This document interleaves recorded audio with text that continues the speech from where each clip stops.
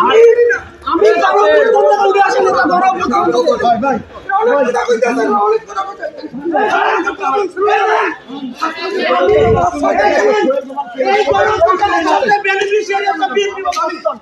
তারা কিভাবে এখানে এসে আমাকে ধাক্কা দিয়ে বের করে দেয়? কিভাবে ধাক্কা দিয়ে বের করে দেয়? কিভাবে ধাক্কা দিয়ে বের করে দেয়? তারা কি জানে কোন সুযোগ পায় ধাক্কা? তারা কি জানে?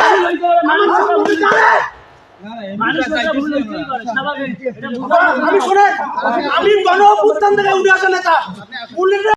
আমাদের জাতীয় নাগরিক পার্টি একটা কেন্দ্রীয় কমিটি হয়েছে, কেন্দ্রীয় আহ্বায়ক কমিটি। কেন্দ্রীয় আহ্বায়ক কমিটিতে যারা আছে সেখানে বিগত সময়ে যারা ফ্যাসিবাদ বিরোধী আন্দোলনের সাথে যুক্ত ছিল তাদেরকেই সেই কেন্দ্রীয় কমিটিতে রাখা হয়েছে।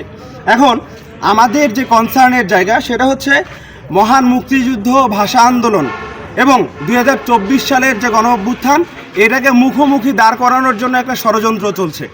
আমরা সবসময় বলছি মহান মুক্তিযুদ্ধের যে ইতিহাস সেটা আমাদের গৌরবান্বিত ইতিহাস, এটাকে সমুন্নত রেখেই সেটাকে আমাদের অস্তিত্ব ধরেই আমাদেরকে এগিয়ে যেতে হবে। প্রশ্নটা এটা ছিল না ভাই, আমার মেইন কথা ভাই, আমাদের নিচকে এটা বলবো আমি আপনার সরকারিতে ছাত্রলীগ কেন এবং ছাত্রলীগ আছে আদিবাড়ি মুকুল কেন এখানে, মুকুল কেন এখানে, মুকুল এই বলতে কেন কথা বলতে তোমরা রাজনীতি করো, আমরা ভাই পয়েন্ট দিলে মুকুল কেন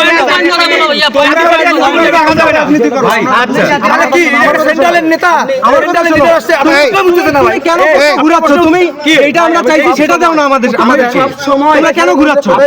আপনি আমার কথা বলে দেখবেন ভাই, আরেকবার আমি আপনার কথা বলছি। এরপর আমাদের যেহেতু মুখোমুখি দাঁড় করানোর চেষ্টা করা হচ্ছে এবং আমরা সব সময় বলছি ফ্যাসিবাদের মূর্ত প্রতীক শেখ মুজিবের অস্তিত্ব যেন বাংলাদেশে না থাকে এবং আমরা সবসময় বলছি এবং বাংলাদেশে তা হয়েছে, শেখ মুজিবের ছবি এবং মুরালগুলো ভেঙে দেওয়া হয়েছে। এখন পর্যন্ত যেটা দুঃখের বিষয় সেটা হচ্ছে লালমনিরহাটে এখনও শেখ মুজিবের ছবি বহাল তবিয়তে আছে। এটা আমাদের লালমনিরহাটের যারা ছিল এবং সবার ব্যর্থতা।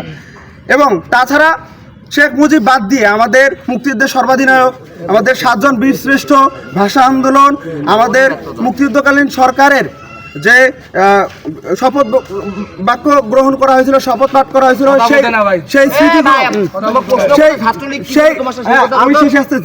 সেই স্মৃতিগুলোকে এখনো এখানে ধরে রাখা হয়েছে।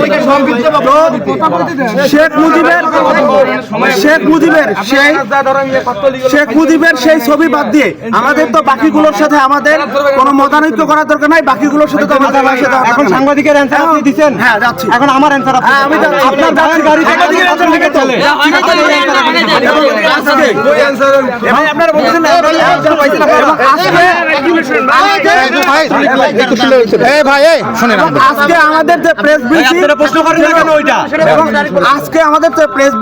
এখানে যেন 24 এবং 71-কে কেউ মুখোমুখি দাঁড় করাতে না পারে এবং আমাদের গণ অভ্যুত্থানকে বিতর্কিত করতে না পারে, সেজন্য প্রেস ব্রিফিং ডাকা হয়েছে। এবং আপনার যার কথা বলছেন আমি ইভেন এখন পর্যন্ত জানি না যে সেখানে আসছে। আপনার ভাইয়ের গাড়ি নিয়ে গেল যে এরা যে অভিযোগটা তুলছে যে আপনি ছাত্রলীগকে পুনর্বাসন করছেন, বিগত সরকারের লোকজনকে পুনর্বাসন করছেন। অবশ্যই বিগত 6 মাসে ছাত্রলীগ পুনর্বাসন করি নাই, আজকে এসে আপনাদের মনে হচ্ছে যে ছাত্রলীগ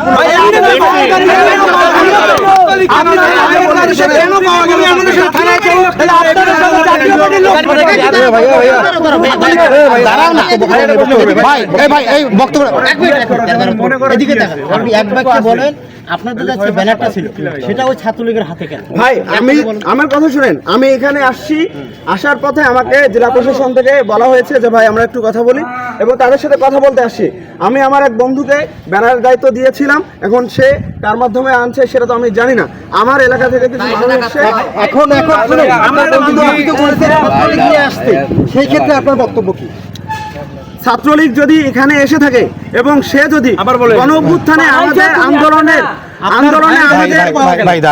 আমার সাথে আসছে, আপনার ভাইয়ের গাড়ি